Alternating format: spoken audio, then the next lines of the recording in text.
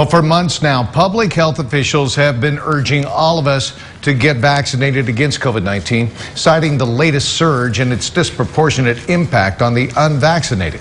But unvaccinated COVID patients aren't the only ones suffering the consequences of the hesitancy or outright opposition to the COVID vaccine.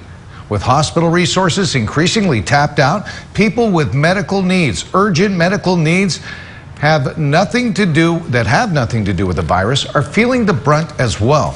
17's Robert Price has the story of one such patient. Emily Roberts was driving home from a friend's house in the Rosedale section of Bakersfield last Monday when it happened. At the corner of Callaway Drive and Brimhall Road, an erratic driver in a black sedan cut in front of her spiffy, silver 12-year-old Honda Fit, and she sideswiped him at 55 miles an hour. The Honda Fit was totaled, and her right forearm nearly so. And then I crawled through the back, and then when I got out of the car, my arm kind of rested, and it just hung over. And I was like, oh, that's broken.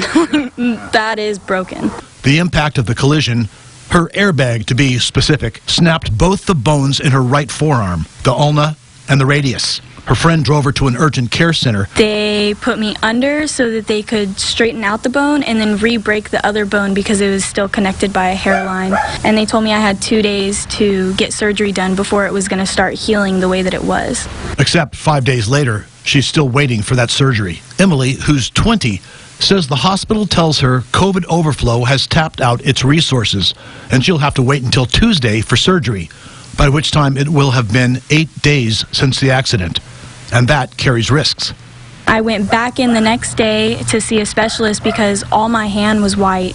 I lost all the blood flow to my hand and my hand was numb, which they told me that was a risk if I didn't have it in 2 days.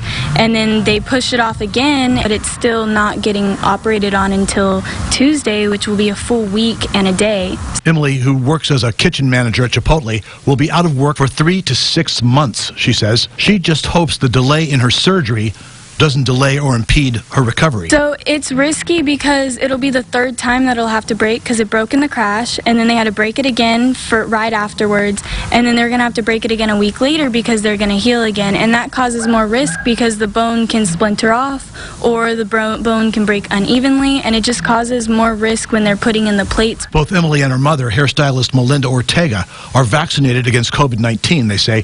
Melinda can't help but think more widespread acceptance of vaccination would already have her daughter on the way to recovery. You know the risks if you don't get vaccinated, and a lot of people are scared to get vaccinated because there's not enough education out there for people to feel safe. And they're getting their information from TikTok. Unvaccinated COVID patients in local ICUs have problems of their own, more severe than Emily Roberts' broken forearm. But you have to wonder if she and they would be a lot better off if they just roll up their sleeves like 180 million other Americans and get this vaccination that's been saving lives across the world. In Bakersfield, Robert Price, 17 News.